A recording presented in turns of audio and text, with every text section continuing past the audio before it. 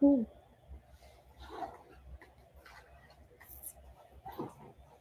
Hi, guys. Happy Sunday if you're watching this live. If you are watching the replay, I hope that you are having a great day. Um, so, first of all, let me just address a few things. I'm going live on two different devices right now. So, if I'm not looking straight at the camera, I'm looking at one of them. And second of all, I decided to try out some new lip gloss, and it says lip plumping gloss, which I'm just like, okay, whatever. I just like the color. So tell me how I put that stuff on, and I'm like, why are my lips tingling? That's why it's called lip plumping. So I'm gonna have to look up the ingredients that later. But anyways, I wanted to talk about my book today, Thrive, because I don't know, like I am excited, don't get me wrong. I'm really excited that it is done, it is finished. You can get your copy. It's like a real thing that you can hold in your hands. But it's also just really a huge relief that it's done because this has been years in the making, and I can literally say that.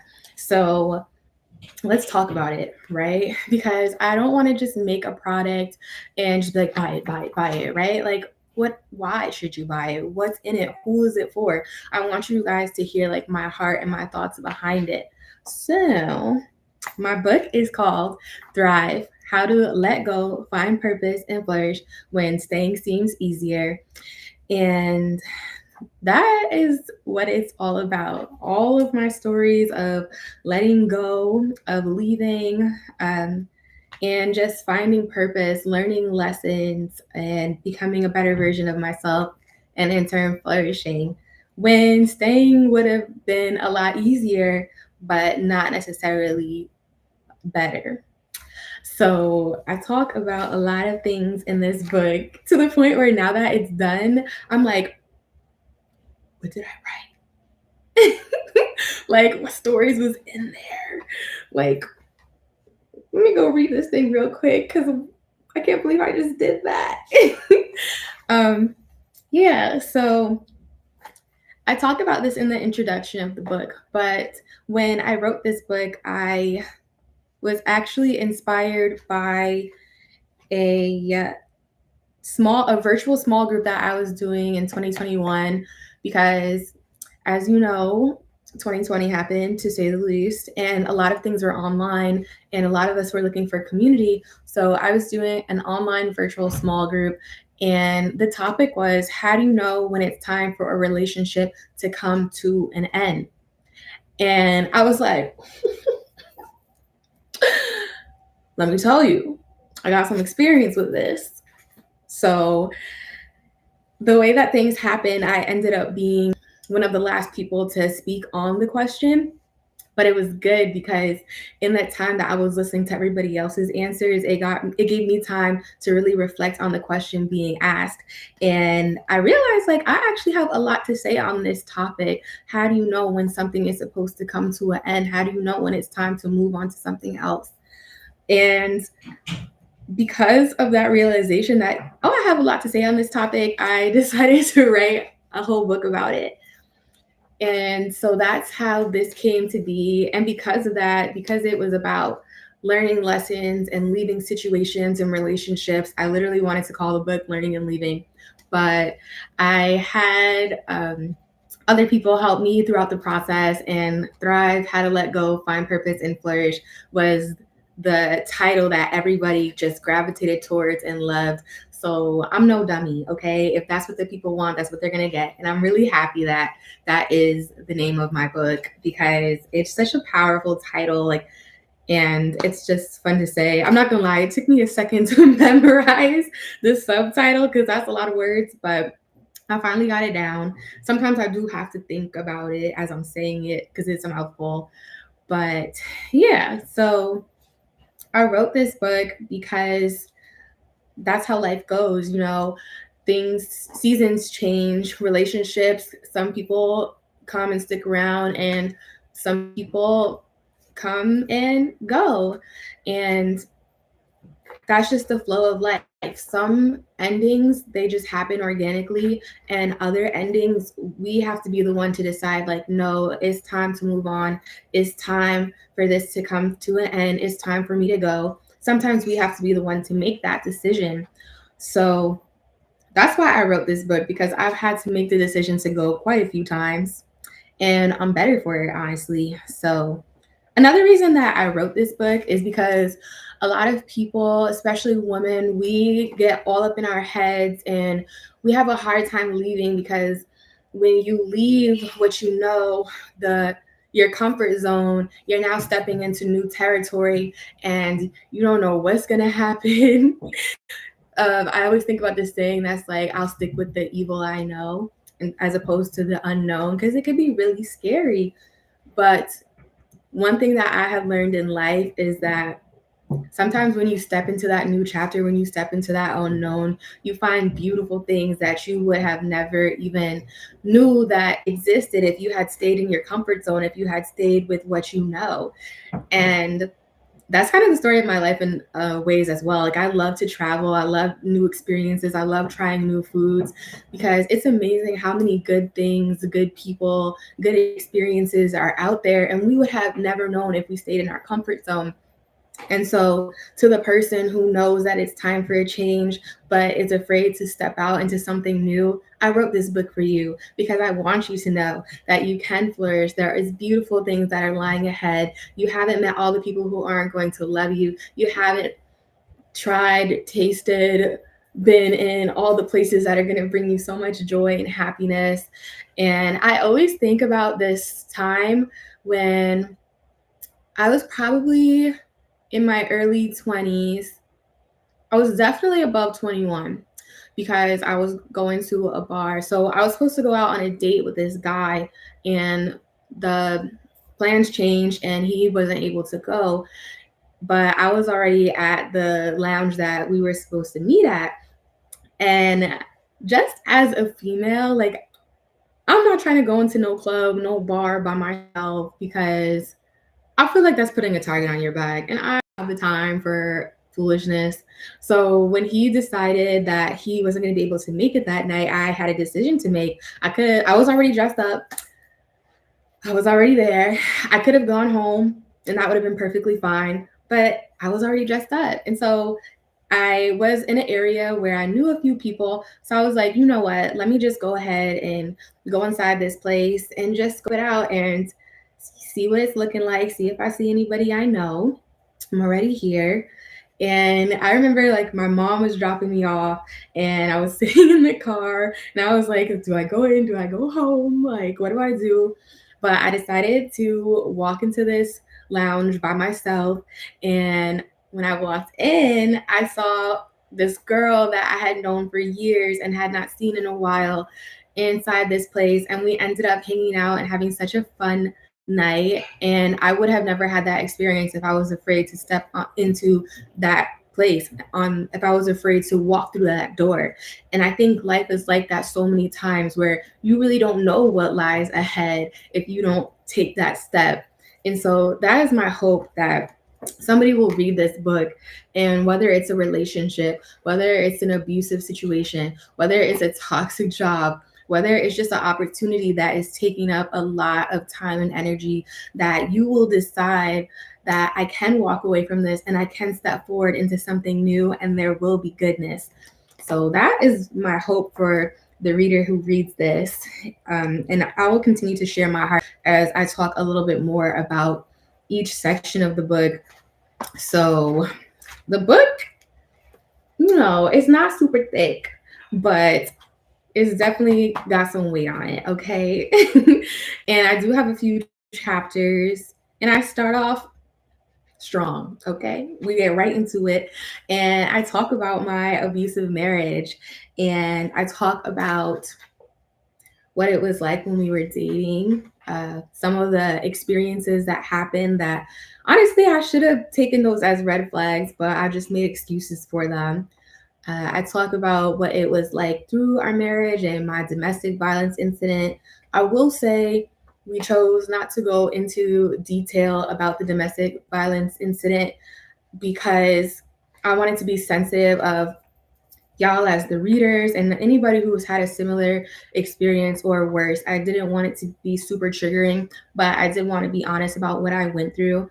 So I talk about that. I talk about the transition to motherhood and how sad I was when my daughter was born just because of how miserable I was in my marriage. I was so happy to become a mom. I miss having a little itty bitty baby, but the truth is that that was a difficult time for me because my marriage was so stressful. There was so much tension. It was so unhealthy. So I talk about that up until the day where I finally decided to leave, and how I knew that once I left, there was no going back. And I share that story really openly, not to talk bad about my daughter's father slash my ex-husband, not to air out my business, but because I know that I'm sure all the followers I have and all the people, if not you, somebody you know, is probably in a toxic or even abusive relationship. And I want somebody to know that you do not need to stay in that. There is better for you. You deserve to be loved well. And that's why I share my story so openly.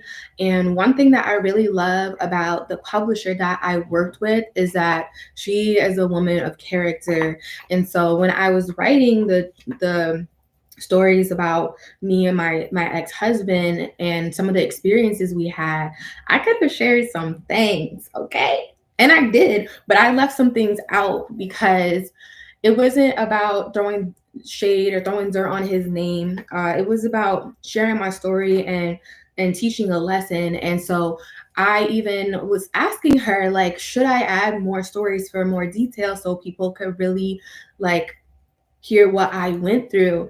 And she was like, I don't think we need to do that. I think the point is clear. And I respected that because, you know, if you are dealing with shady people, if you were dealing with petty, immature people, they would have been like, "Oh yeah, girl, put that in the book." He did what? Put that in the book. And I'm so happy that I dealt with a woman of character, a woman of God, who was like, "We don't need to do all that. That's not. Is it going to help you prove your point?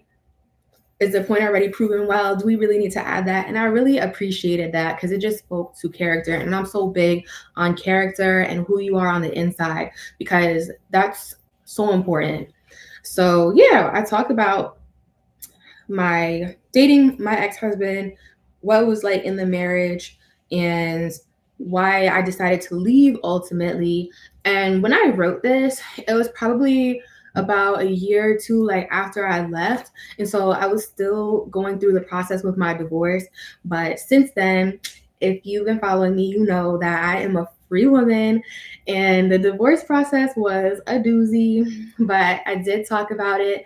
If you are on social media, the live is called See You in Court, and it's also a podcast episode, and I will be turning it into an ebook. So if you're interested to hear what the divorce process was like for me, I do talk about that. It's just not in my book because the book the book actually came out a couple of days after my divorce was finalized. That was crazy, such a crazy week for me. But I do end the chapter just sharing how, like, even though I went through what I went through, I do still have so much hope for new beginnings and to be loved properly, to be loved well. And I'm just full of hope I'm a hopeful romantic. I was gonna say hopeful romance. I'm a hopeful romantic. So that's how I end out that chapter of my book. And again, I'm not out here saying like, oh, that man acting up, you need to get divorced. No, like the chapter is literally called Divorce Sucks because it does. Okay. That was not on my to-do list. It was never on my goals to get divorced. But here we are and we keep it moving.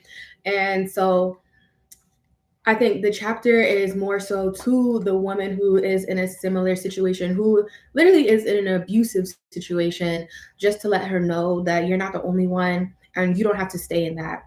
All right. But definitely before you make the decision to get divorced, definitely get some counsel and resources and help, because such a big advocate for love and for marriage. And so I know that God is a restorer of marriages if that is something that you need. So I'm not saying, yeah, go get a divorce right now. I'm not saying that. I'm just sharing my story. And for the person who is in an abusive situation, I'm letting you know that you deserve better and leave. there's no reason to tolerate abuse.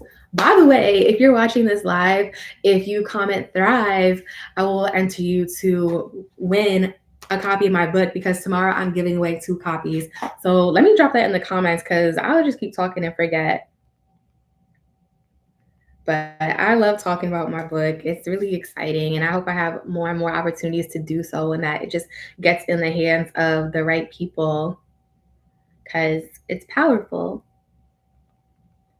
All right, I'm multitasking here to enter the book giveaway. Time. Right. Oh, I spelled dry wrong. That would have been bad. Y'all, I've never ever done a comment on a live because I usually just. But anyways, all right, back to my notes. So yeah, the first chapter, I go straight into it. We're talking about my marriage and ultimately divorce. And then from there, we go to, let me pull up my table of contents. Love and basketball. I wanted to name the chapter that's so bad. Love and basketball. And really it's all about my basketball career because that was years of my life, and so much of who I am is because of those hours spent on the court. So I definitely want to talk about basketball because not only has it just been a major part of my character development and who I am as a woman, but I also learned so much about relationships and leadership through the years that I played basketball. So I know that everybody reading my book is not necessarily like a basketball player or can relate to playing a sport, especially on such a competitive level, because I did play into college. But I still wanted to include that because the lessons I learned from basketball are so valuable. And maybe you didn't play basketball, maybe you didn't play a sport competitively, but I just want you to take the years and the sacrifice that I gave to basketball. I want you to take that and compare it to whatever is taking up your time, whatever you're giving time, energy, and effort to, that is your basketball. So, yeah, I talked about basketball, how I fell in love with it, and that's why it's 11 basketball, because basketball will always have a special place in my heart. And don't ask me who my favorite NBA team is because I don't really have one. I don't really watch it. I just love to play it, and Lord willing, I will be able to coach again one day. But I'll talk all about basketball, from how I even started playing to realizing like, oh my gosh, I really love this game and I want to get better at it, to the process of playing in college, deciding to play in college, and how I made those decisions and playing in college. My college basketball journey was very interesting, to say the least. There was a lot of transitions because we got a new coach like literally almost every year, and so that was a lot to navigate, especially also because my freshman year of college we won our conference and went to play in the NCAA Division III tournament for the first time in school history. So coming in as a freshman to that experience, the bar was set high, and then we tried to do it again, but there was just so many factors that made it difficult to repeat that accomplishment. But that is such an amazing memory and experience that I'm grateful for. I got to go to Maine. So I can literally say like playing basketball has brought me from Maine to Florida, because it literally has. And yeah, it was an interesting experience for sure. I always say like if I could go back in time, I would go back to high school so I could play basketball again. But like with the skills that I have now. Well, I don't know about now because no, I still got it. I'm not gonna lie. I'm not gonna be modest.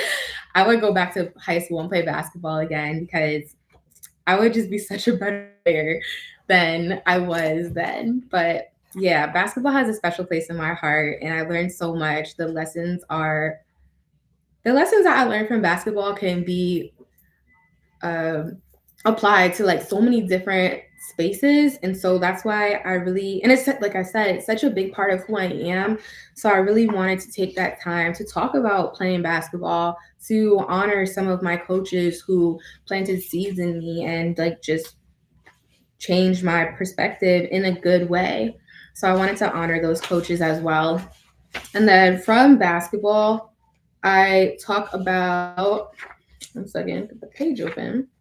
All right, I talk about friends. Chapter 3 is called Friends Forever? Question mark. Okay. Because we talk a lot about romantic relationships. People will always talk about that. Like there's such a huge space for dating and romance and relationship advice. And I love it. I'm here for it. But what I feel like we don't always talk about enough is friendships and relationships, whether they're professional, whether they're platonic, whether they're romantic. They're so important.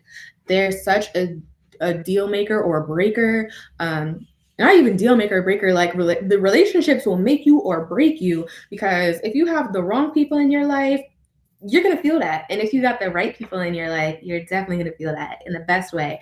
And so it was really important to me to talk about friendships, relationships, platonic relationships. And I wanted to share good and bad, because sometimes we'll like not talk about negative experiences because they're negative experiences. But there's so much to be learned in losses. There's so much to be learned from things that didn't go the way that we would have hoped they would. And let me just say this, out of the 3 negative friendships that I talked about, 2 out of the 3 experiences, I'm still friends with those people to this day via social media. And we are definitely more mature as women than when we were when I'm sharing the stories that I shared about friendships. We were like teenage girls. So we were still, there was a lot going on there. And so we can all admit that we didn't necessarily steward the friendship properly in the way that we would now as grown women. And so let me tell you, when I knew that my book was going to be out, and I know those 2 girls still connect with me to this day, I wanted to, again, operate in character and integrity and let them know, like, hey, you're in my book, and not necessarily like in the best way, not that I'm talking bad about you or not like trashing you. I just want you to know, like, I'm talking about friendship and I just learned from our experience, and I share that in the book. And I don't want you to read that and be like shocked when you're like, she's talking about me. And I was so happy that when I reached out to those ladies to let them know, like, hey, you're in my book, because I did change all the names in my book of people. When I reached out to the people in real life to let them know, hey, you're in my book, like everybody, like the girls handled it so well. And I was just like, it just was such a huge relief to me, because you never know how people respond. That's on them. But to both females to be like, you know what, I could have been a better friend, and I'm supporting you, and I'm so proud of you, like that meant everything to me. So shout out to those 2 girls. You know who you are. But yeah, I talk about friendships because we talk about romantic relationships all the time, but friendships are just as vital. And people don't like to say this, but friendships can be abusive too. Yeah, friendships can be abusive too. And abuse is just really, like the pastor that I grew up under, he says, when the purpose of something is unknown, abuse is inevitable. And I think that might also be from Miles Monroe. I'm not sure. But that's what abuse is. When the purpose of something is unknown, abuse is inevitable. And so as young girls, we had a lot going on. And so we were not always the best friend that we could have been at the time. And even as a young girl, like I tolerated stuff in friendships that I wouldn't necessarily tolerate now, because I feel like when you're young, a lot of relationships are out of convenience because we go to school together, we got class together. But then you get older and have more autonomy and more freedom to decide, like, do I really want to be friends with this person? Is this person like adding to my life? Are they making me laugh? Are we having good conversations? Can I trust them? I didn't know to think like that as a young girl. So that's why I shared about those relationships. And I also share about a really amazing friendship that has stood the test of time for me to this day. And that's my daughter's godmother. Our friendship done been through it, okay?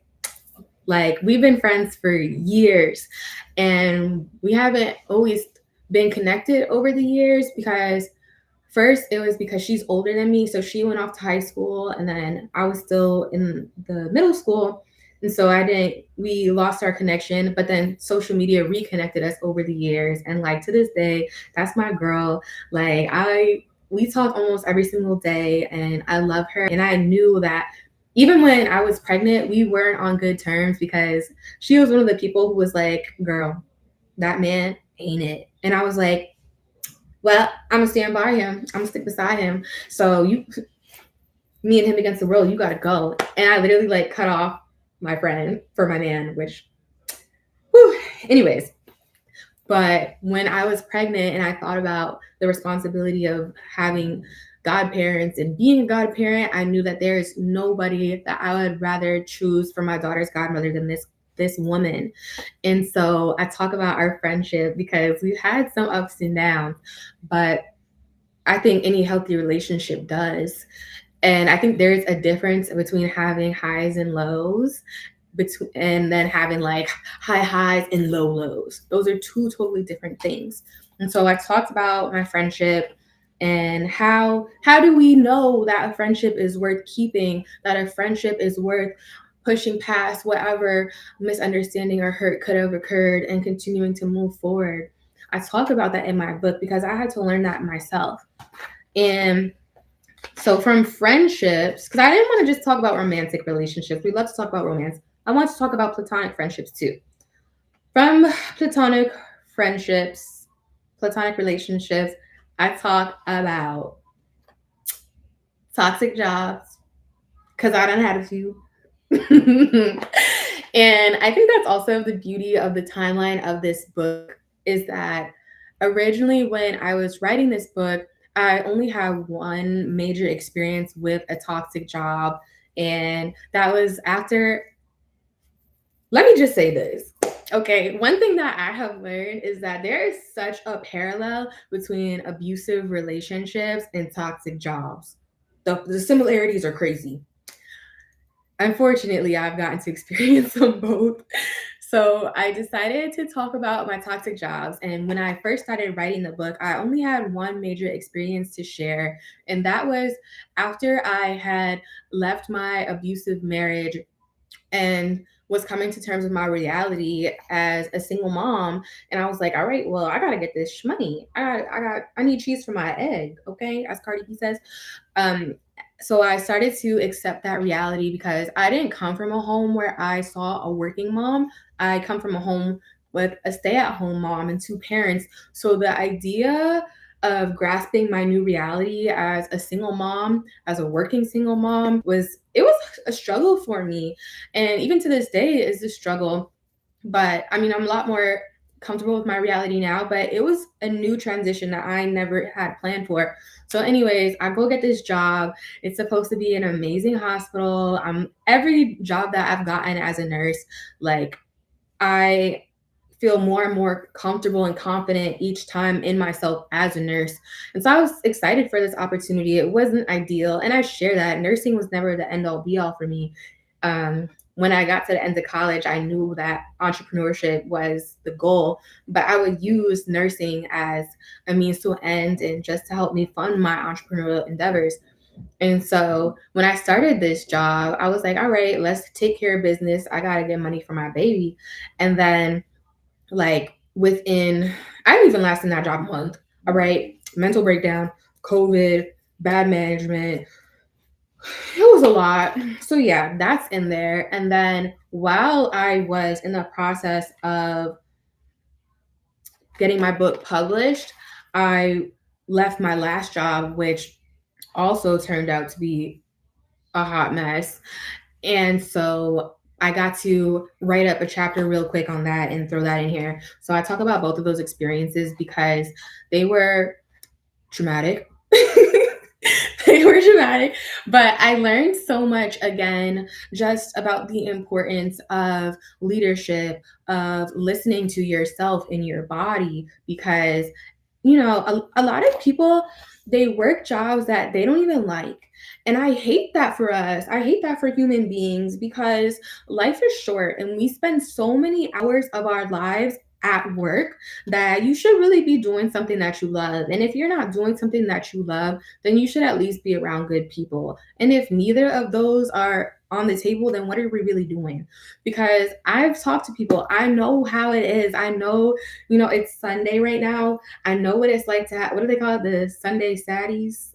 Okay. Because, you got to go to work tomorrow. I know about that. I know about not being able to enjoy your days off because you're just regretting already you're like regretting that work is gonna start up again. I know what that's like. I know what it's like to lose sleep over your job, literally. And so I know what it's like to be depressed because you're so miserable at your job. And I talk about all of that. One of my favorite things about my experience with these jobs is that something that I heard growing up again was that, like, what the mind can't handle, it throws onto the body. And so a lot of times the aches and pains that you are feeling is your mind trying to send you a message like something needs to change, something isn't right. And that's literally what happened in the jobs that I was working. Like I was getting headaches, I was lightheaded, I was unhappy, deeply unhappy, and I had to make the decision to leave. And both times I did not have another job lined up. I will say my last job, I tried so hard to get a new job before I just up and left, but it didn't happen. And it's okay because here I am today, still here, just fine by the grace of God. But again, like most people will stay in a miserable situation and complain. And I don't want my readers to do that. I want them to know, like, if you're not happy in your job, there's so many more opportunities out there. There's so many more jobs out there. And don't stay where you're miserable just because it's easy. All right. Don't be afraid to put in that work, do those applications, register for your own business, whatever you got to do it. It's worth it because what's the alternative? Staying in a place where you're unhappy and then it's taking a toll on your mental health and how you show up in the world? That ain't it. So I talk about toxic jobs in my book and my experiences and my breakdowns. It's in here. So that's important too, because sometimes we got to leave relationships, but sometimes we got to leave jobs. Sometimes we got to leave situations. Sometimes we got to leave opportunities. Sometimes we have to leave environments. That's really what I'm saying. And so, I talk about that in my book. And another thing that I talk about is romantic relationships. Yeah, I haven't really had a successful romantic relationship just yet, but I believe it's coming. But anyways, I talk about three of my ex-boyfriends and what the relationships was like with them. And so one chapter is called He Loves Me More. And the other chapter is called I Love Him More because I've been in relationships where the guy loved me more than I love him. And then I also had a relationship where I loved him more than he loved me. And there's a difference in those relationships. And so I wanted to talk about that and also just to highlight because dating is not, just because you with somebody doesn't mean that that's it. You gotta stay with them forever. Sometimes you do need to break up. Sometimes you do need to walk away. Sometimes you do need to let them go. And so, of course, I'm always gonna advocate for healthy relationships. And so I talk about my relationships in my book. Um, I talk about my first relationship as a young girl in college and how I didn't handle it properly as far as like communication and some of the decisions I made. And just how honestly, again, there was the signs there from the beginning of like, hey, I don't think this is the right relationship. But, I experienced it, I learned my lessons and I moved on. Did I move on to better? Debatable, but again, that's in the book because I went from that relationship in college to another relationship in college, which was very pivotal for me because I love that man. Okay. I love that boy. I was showing up for him.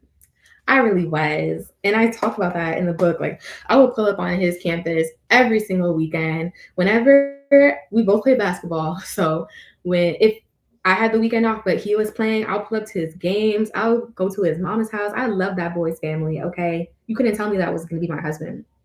And so I talked about our relationship in the book and why it ultimately had to come to an end. I didn't really want it to end because I loved him, but he, through his actions, was showing that he didn't love me the way I loved him. And so I talk about that relationship.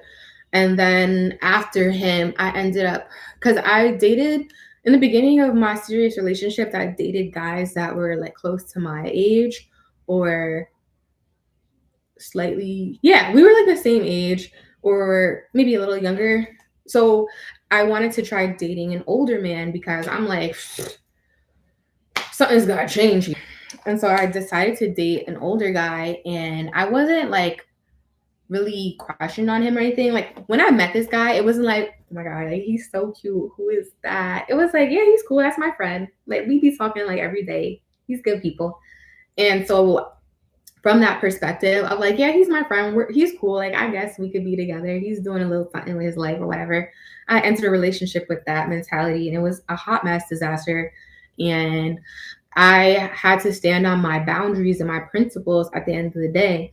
And so I talk about that. And again, that man, he was older. So I had expectations that it was going to be better, but it really wasn't. And because you cannot think that like age does not always correlate to maturity. And so just because they're older doesn't mean that they're better or that they know better.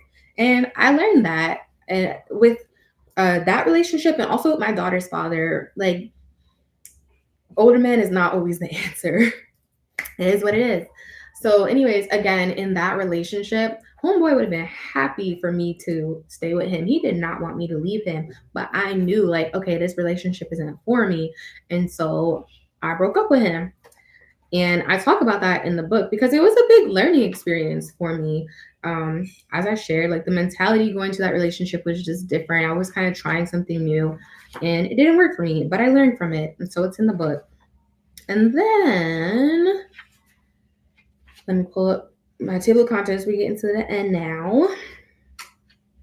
The last thing that I talk about in my book, oh, yeah, okay, that was the last thing, the relationships. And then I just kind of close out the book with encouragement and just my last thoughts on it's your time to thrive, okay? We done talked about it all. We done talked about situations. We done talked about opportunities, relationships, environments. You are now equipped with new lessons if you didn't already know them, or maybe it's a reminder for you. And hopefully, after you read my book, you take a moment to pause and reflect on your life and decide whether some things gotta go or some things could maybe stay, but they need a little work. Or maybe some things are great and you done came a long way. You really learned lessons. You're really out here thriving. Wherever you're at on the spectrum, I hope that you would take a moment to pause and reflect. And I just want to address something because in the end of my book, I say, like, if you need a place to reflect on your thoughts, get my journal. My journal's not out yet. Okay. I really tried. I really tried to get my journal out before I got my book out. And if you've been following me, you would have seen I posted, like, yeah, my journal's coming out this week. Let me tell you something. I tried to publish that journal on Amazon 5 times. And each time it was like, nope, nope, nope. We don't like this. We don't like that. Try again. Change this. Nope, nope. They just did not want to publish my journal. And you know what? I'm not gonna beg nobody to see the value in me. So when Amazon was not accepting my book to be published, I was like, all right, I gotta go a new route. So I do have another printer for my journal, and that's something I'll be working on soon to get that out to you guys because I'm a big advocate for journaling. I love me a good journal. Okay. So I did say that at the end of the book. The journal's not out yet, but it will be. Keep an eye out. And so now that I talked about kind of like what's in the book, and if you're tuning in live or whatever, go back to the beginning if you want to hear more about what's in the book. But now I'm just going to talk about some of the other things. So for me, becoming an author, it wasn't ever something that I was like, when I grow up, I'm going to be an author. Like that was never it for me. But I just remember after college around 2019, I was at a conference and I just felt like God spoke to me so clearly. And I just left that conference knowing like I'm supposed to write books. Like I'm going to write a book. At least I think I got like at least 3 book ideas, including this one. So I did start to write another book and I just never finished it.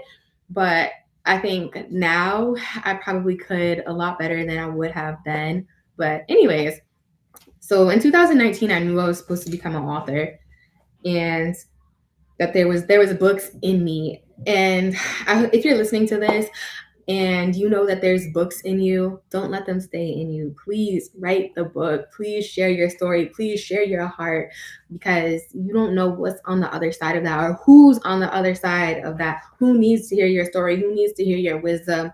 Who needs to hear your creativity, your imagination?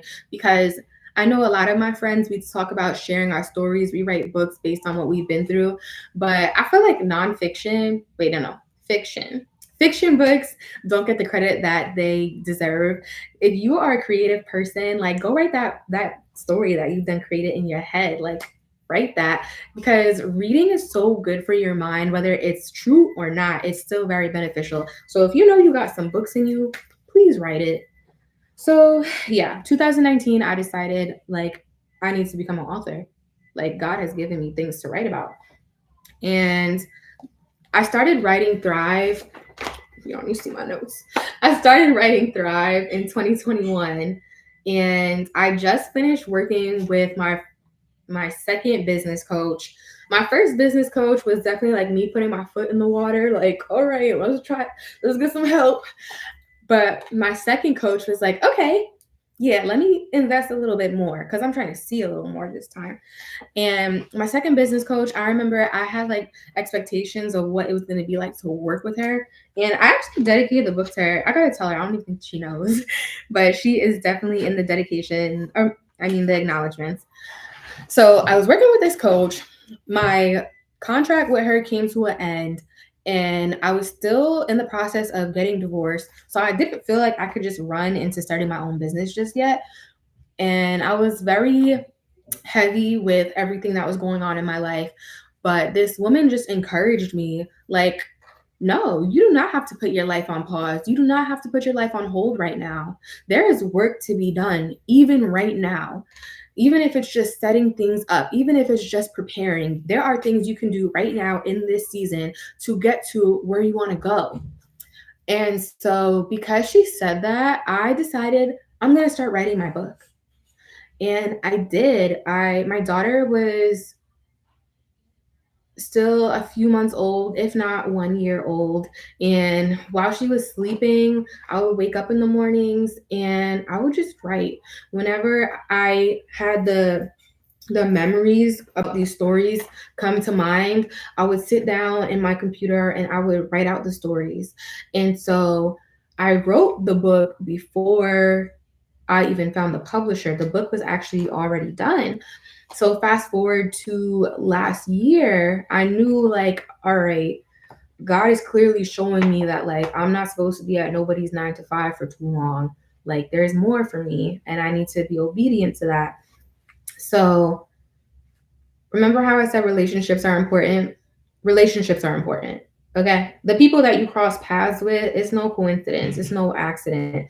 So always ask God, like, okay, God, why is this person in my life? Why are you showing me this person? Like, what is the purpose of this relationship? And what's their motives? Is this a lesson that I need to steer clear, or is this a relationship that is going to help me get to where you want me to be? Like, we have to be so careful to consult God. But anyways, I met this girl in college. Shout out to Samani Estriplet. She is amazing.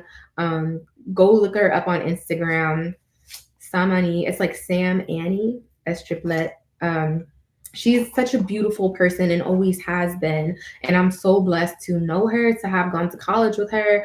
She knows the nursing struggle. We struggled together, but we made it. Anyways, so I met this girl in college, Sam, and she was amazing. And, you know, social media really connects us to a lot of people these days. So it's like, if I don't see you on social media, I don't know what you got going on in your life unless we're really friends like that. So me and Sam, we didn't stay in touch after college, but one day we had each other on social media, and then she disappeared off the face of social media for a long time. I didn't know like what she was doing. And then one day she popped back out and she was like, hey guys, I'm an author, I'm a speaker. And she was like doing all these great things. And I was sitting there at my job that I was miserable in.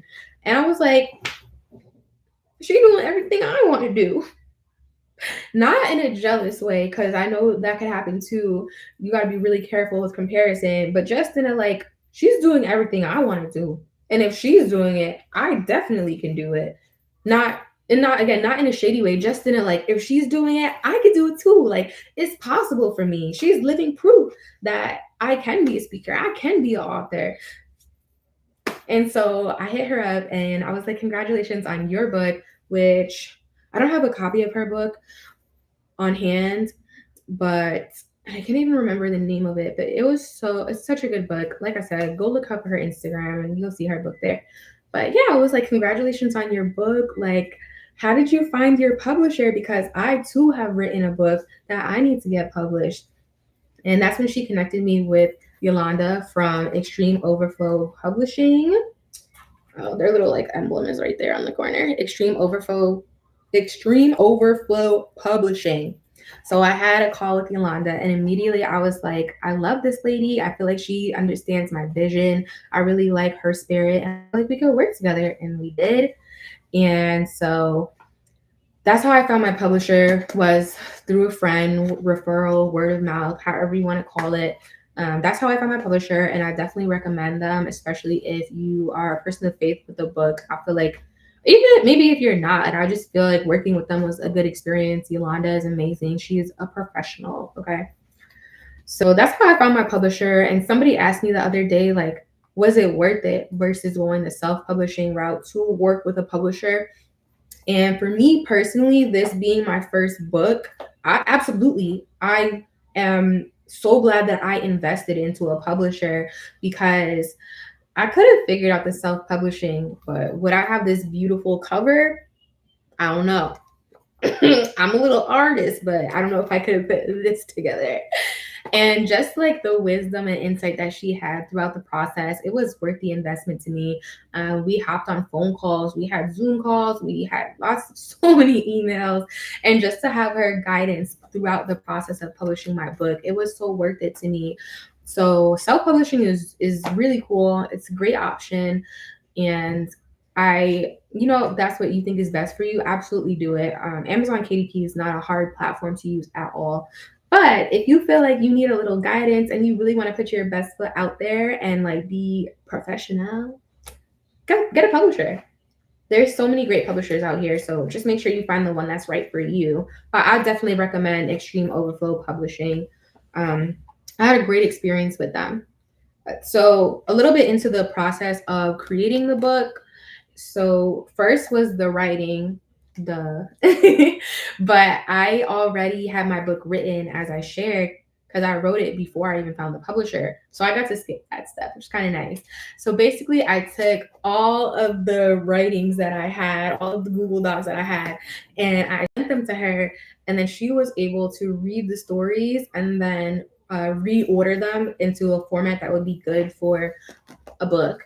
And she also pulled a little bit more out of me, because I literally just wrote the stories. Some of the stories had the lessons in them, some of them didn't. And so she was like, we got to make this thing clear. You are talking to that girl who's in an abusive relationship. You are talking to that girl who is with somebody that she don't really need to be with. You are talking to that person that's at that toxic job. What do you want to tell them?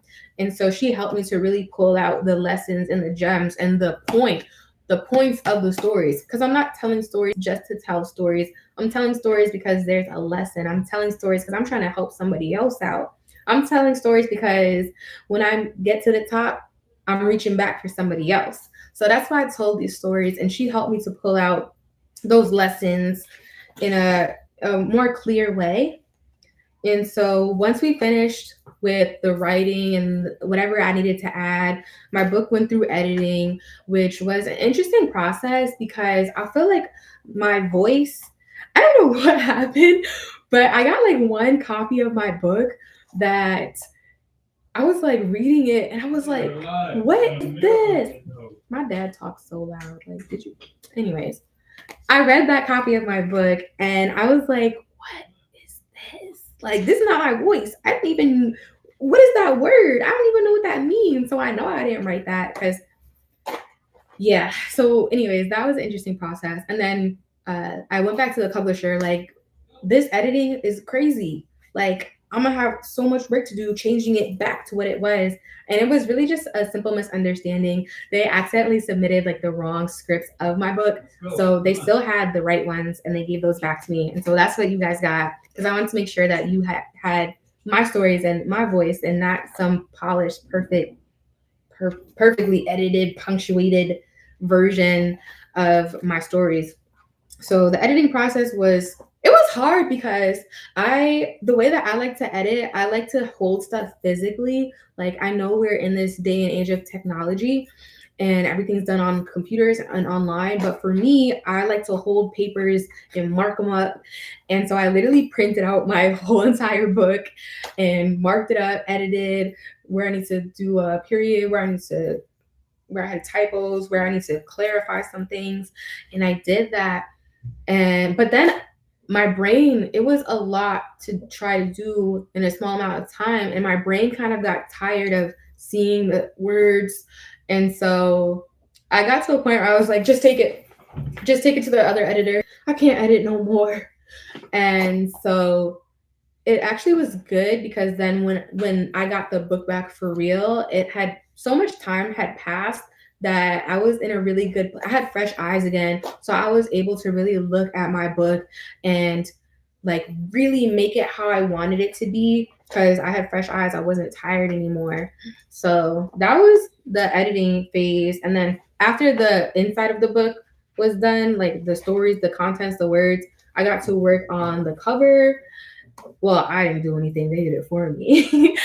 But they presented me with options for a cover. I got to share with them some book cover inspiration that I liked, and then they took my suggestions and put together my cover. So I really love the cover of my book. I actually had this picture in my head for my book cover based on the quote that starts in the book, which says, "Learn to love the sound of your feet walking away from things not meant for you." And I love those words because they're so true. And I had this vision of like high heels, because if you know me, you know I love heels. So high heels, like walking down the street, walking away from things not meant for you or me or whatever. So that was like the vision I had for the cover, but that didn't really happen. But it's fine. I really love this cover. Um, my brand colors are more, which I know you're like, you got brand colors? Yeah, I got brand colors. I need to get better about using them. But my brand colors are definitely more like natural and feminine and like a little gold in there because, you know, we're expensive. But, anyways, this book is not exactly my brand colors, but I feel like the color scheme of this book is perfect for the book because when I look at my book cover, I see like a sunrise or a sunset with the yellow and the orange and the gold. I just picture like a sky that is evolving, that is changing. And I love that because the book is about knowing when it's time for something to end, knowing when it's time to leave. And I feel like whichever way you want to take it, let's say a sunset, right? Because we're talking about leaving, we're talking about the end. I think sunsets are so beautiful. And I can say this with a different type of uh, confidence because I've gotten to witness so many beautiful beach sunsets here in Florida. But, anyways, sunsets are beautiful because they are the ending of a day, right?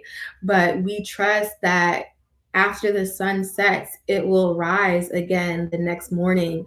And in the same way, there is beauty in endings and in deciding to leave, deciding to let go, deciding to accept that something has come to an end. But we don't wallow in the sadness of an ending. We believe that with something being released, with something being let go, with something ending, we're making space for new beginnings, for beautiful new experiences, new relationships, whatever it is that you need to be replaced or even upgraded, shall we say. And so that's why I really love the cover of my book because it's just that reminder of like, it's a new day, it's a new dawn, okay? We're letting go of the old because we're making space for the new. So that's the inspiration behind the cover of my book. And on the back, let me tell you something, okay? That's me. But this picture that's on the back of my book, I really want to tell you this because, again, there's a lesson. And the lesson here is you got to work with what you have. Everything you have is everything you need. What's in your hands? What do you already have? That being said, you see this picture on the back of my book? It looks so pretty, right? Like the photographer did that. You know who the photographer was? My iPhone on a tripod, just like it is right now. And I found like a plain wall, just like I got behind me. And I just got my hair done. So I like put it. It's so funny actually. When I took this picture, I tried out these braids for the first time, and I actually didn't even have enough to fill my head, but I just had enough for the front. So I took the hair and I like put it to the side real cute. I put my phone on the tripod in front of a plain wall. I took some pictures. I Googled how to do a professional headshot on your iPhone. And I was like, okay, I got to turn my body and then turn my head a little bit. And so I took my own headshot on my iPhone, and then shout out to Christopher Hall, the best photographer. Shout out Thomas Claude Photography. That's my big brother. It was just his birthday yesterday. So shout out to him. Even though we are miles apart, he still has my back. And so I sent him the picture I took on my iPhone. And then as a professional photographer, he was able to edit it for me. And then I sent that to the publisher. So that is the story behind the picture of me on my book. The lesson is work with what you got, okay? Do the best with what you got. Because these headshots, I know like we just went through this whole, we're in this AI era where everybody was having these apps make their headshots, but there's nothing like working with a talented photographer for real. And so I wanted to work with a photographer, but these headshots, they ain't cheap. So we worked with what we got. We used the iPhone and we made it. Okay. It looks good. I use this picture for everything now. People be like, oh, can I get a headshot? I'm like, there you go. Shoot that myself. So yeah. And I will be having a launch party in the Tampa Bay area in the next coming weeks. I'm still planning it, but we are going to get together and celebrate and chat a little bit, have a little fun, little snacks or whatever. I am planning on doing a launch party for my book, so stay tuned. I will announce that. I know my book was available in December, but I wanted to give you guys time to get through the holidays and let your wallets recover before I was just like, hey, let's have an event for my book. So stay tuned. That'll be happening if you're in the Tampa Bay area or you need a vacation, because I know it's snowing. It's been snowing and I know you're tired of it. And I just want to say that it's going to be like 80 degrees in Florida this week again. So if you need a vacation, I'm going to be doing a launch party. So yeah. So my book is available for purchase on Amazon. It's available for purchase on Barnes and Noble, which was not difficult either, but to get the book on Barnes and Noble, it's a little bit slower than Amazon's process, but it's there. So Amazon, you can get it directly to you. Barnes and Noble, you can get it directly to you again. And I'm also doing signed copies.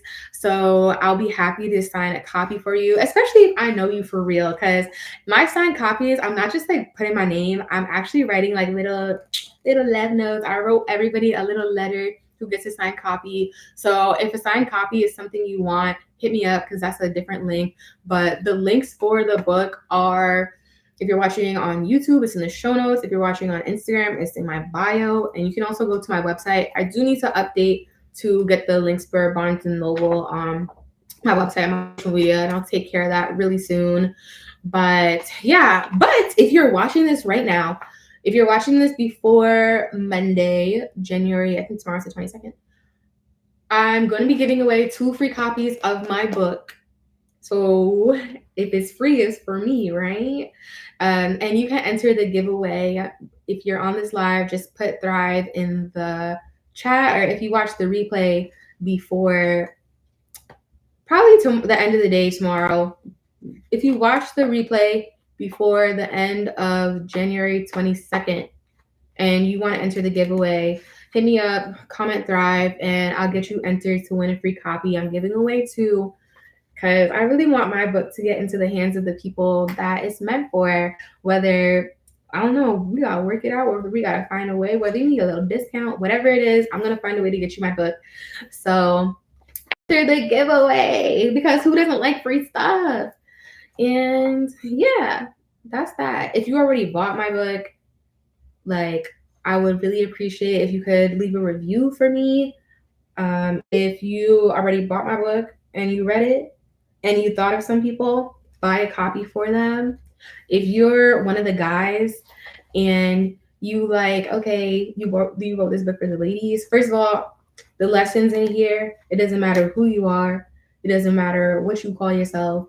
The lessons is still gonna hit, okay? The lessons are still applicable, okay? But if you're a guy and you're like, I don't know if I want to read that, go buy that book for your sister, for your mother, for your aunt, for your cousin, for your friends, for your coworkers. Okay, just buy the book and give it away, because people love to give stuff, get stuff. Okay, people love to receive, so be a giver. But yeah, that's all I got to say. That is behind the scenes of my book, Thrive: How to Let Go, Find Purpose, and Flourish When Staying Seems Easier. And make sure I didn't leave anything out. Yeah, it's your time to thrive. I don't know about you, but at some point we got to come out of survival mode and start thriving. So it's your time to thrive. Thanks for tuning in, guys, and stay tuned, because we will be doing a launch party. We will be doing giveaways and other opportunities with the book. And as always, go check out my podcast, Get Up 10, weekly content. Tuesdays is Get Up 10 Tuesdays, so you can expect a new episode. We just started off the new year talking about healing. And I still want to have more conversations around healing, because in 2024, we are becoming more healed and more whole versions of ourselves. And so let's talk about it. What does that look like? How do we do that? We're talking about healing on Get Up 10 this year. But also, we're going to be talking about some other things, especially like I'm going to have my first guest who was homeless, and she's going to be coming. Her episode is going to be coming out real soon. And that was really encouraging.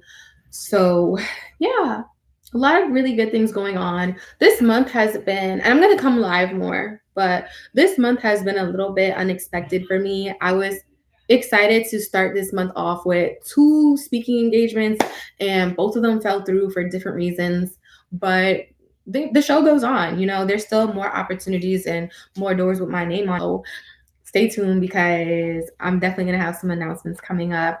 But yeah, thank you guys for tuning in. If you are watching this, I hope that if you're watching this on Sunday, I hope you have a really great week.